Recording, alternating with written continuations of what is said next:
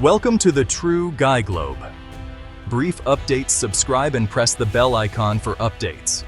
The news broke on a quiet Tuesday, catching everyone off guard and sending shockwaves through the world of academia and beyond.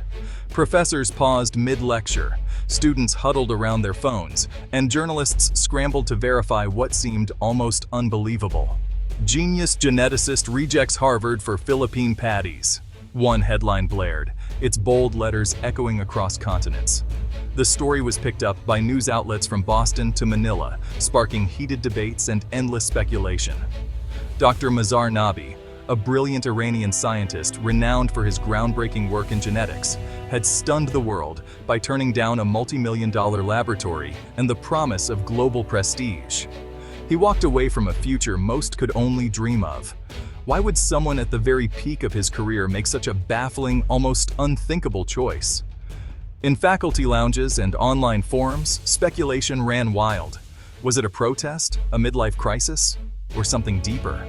The truth, as it turned out, was far simpler and yet more profound. He was searching for something the sterile lab could never give him.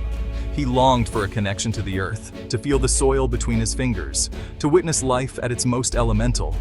He yearned to be among the people who worked the land, to learn from their stories, their struggles, and their triumphs.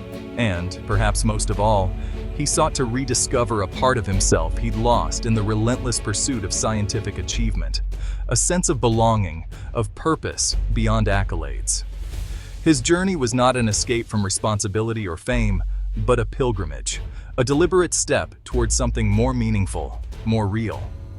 On one side stood Harvard's gleaming laboratories, filled with the latest technology and the brightest minds, a symbol of modern progress and ambition. On the other, the humble rice fields of a Philippine village, where life moved to the ancient rhythm of planting and harvest, and wisdom was passed down through generations.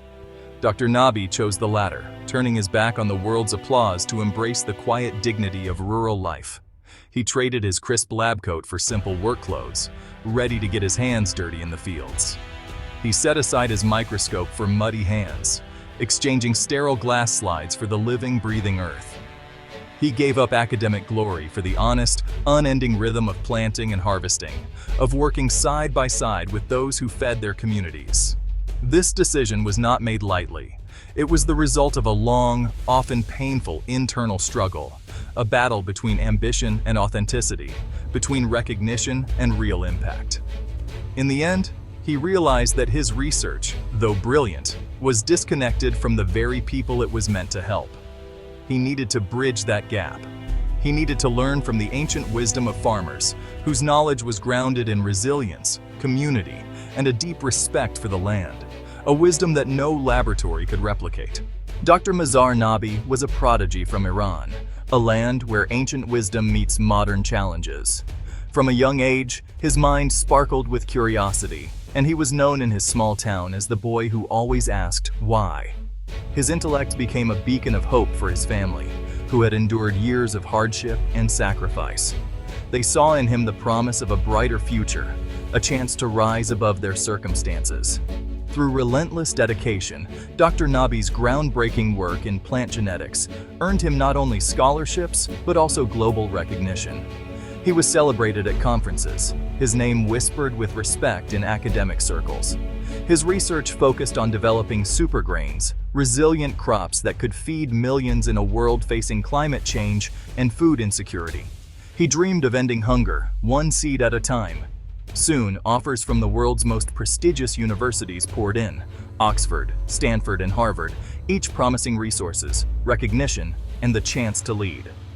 Harvard's offer stood above the rest: the opportunity to lead a new institute for global food security, to shape the future of agricultural science.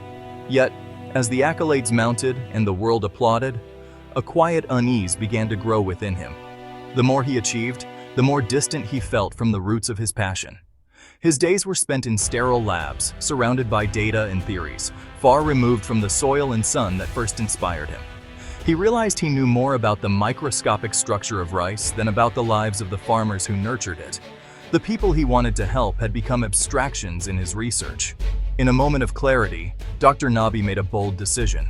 He declined Harvard's prestigious offer, choosing instead to seek a deeper connection to his work and its true impact. He packed a single suitcase, leaving behind the pinnacle of his profession, the awards, and the promise of fame, determined to find something more meaningful and real. Dr. Nabi walked away, not in defeat, but in search of purpose, hoping to rediscover the heart of his calling, where science and humanity meet. Dr. Nabi arrived in a small Philippine village, met with curiosity and skepticism. The locals called him the professor, part respect, part jest. He struggled with the labor, fumbling with tools and failing at first. The villagers offered quiet guidance and kindness. Slowly, barriers crumbled. He learned to listen, to observe the land's subtle language. Knowledge wasn't just in books, but in the hands of those who predicted rain by the wind. The farmers began to see him as a genuine learner. His hut became a gathering place, and he found a sense of belonging. He was no longer just the professor, but Mazar, a friend and student of a different wisdom. To understand Mazar's journey, look back to his childhood in war-torn Iran. Amidst conflict, his parents fostered learning and hope. His father, a poet, taught him to find beauty and nurture life in their small garden. His mother instilled empathy and resilience. "Knowledge is like this garden," his father said. "True understanding comes from getting your hands dirty." The war showed him life's fragility and the pain of scarcity. He vowed to use science to heal, not for fame, but to prevent suffering. As he excelled academically, he never forgot his father's lessons. That memory guided him away from Harvard and toward the rice fields. In Europe's top labs, Mazar was surrounded by brilliance, but felt isolated. The environment was competitive, focused on data and prestige, not people. He developed seeds to triple yields, but never met the farmers they'd help. Farmers were data points, their traditions variables to control. This cold approach felt hollow, a betrayal of his purpose. A professor warned him, "Stay objective." But Mazar saw the flaw. True innovation, he believed, required empathy. He realized humanity's greatest challenges weren't just technical, they were deeply human. He left the ivory tower to learn from life, not just study it. The shift from lab to rice field was a shock. In the lab, everything was controlled. In the field, nature ruled. His scientific knowledge often fell short in practice. He tried to teach with charts, but the farmers trusted ancestral ways. Mang Lito, an old farmer, became his mentor, teaching by action, not lecture. "The land speaks, professor. You just have to learn its language." When a new seed variety failed, Mazar felt crushed. Instead of blame, the farmers offered comfort. "Sometimes the land says no," Mang Lito said. "It's a lesson." Failure was accepted as part of life, not a mark of shame. The community's strength came from facing hardship together. Mazar saw resilience wasn't just in seeds, but in people. He put away his charts and truly listened. After the failed experiment, the harvest was meager and times were hard. Yet, there was no blame, only solidarity. Families shared food, neighbors rebuilt homes, and laughter still filled the evenings. Mazar learned the Filipino spirit of bayanihan, communal unity. He saw wealth in human connection, not possessions. Mang Lito told him, "We are like rice. Alone, we're weak. Together, we withstand any storm." Mazar realized he'd focused on the individual plant, missing the strength of the collective. Sustainable agriculture was about nurturing community, not just better seeds. The failed harvest yielded humility and a new sense of purpose. Just as Mazar found his place in the heart of the village, a prestigious European foundation extended an enticing offer for him to lead a global project.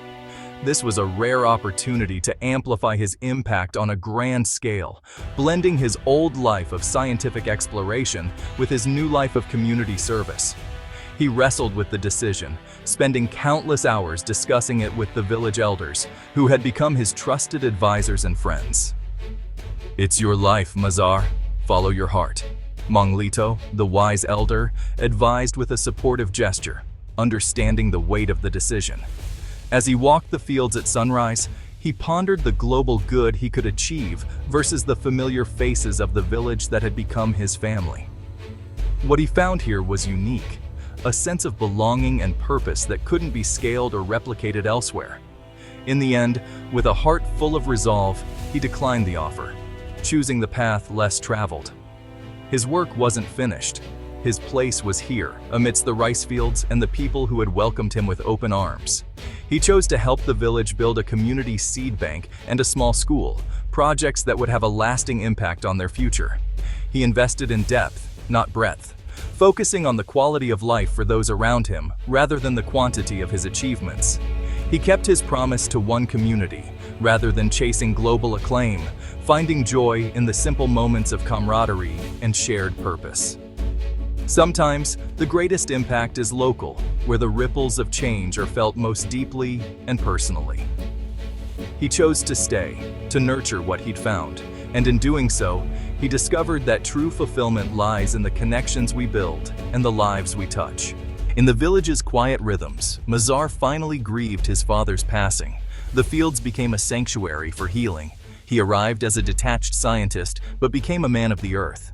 He learned wisdom is not knowledge, and strength lies in community. He stopped seeing the world as problems to solve and started seeing it as relationships to nurture. He was no longer just an Iranian scientist. He was Mazar, part of a family. He learned resilience is woven from community, and hope flourishes even in hardship. The Filipino spirit became part of him. The greatest discoveries aren't always in labs. They're in the soil, in laughter, in planting a seed. True greatness is found kneeling to learn, finding the universe in a single grain of rice.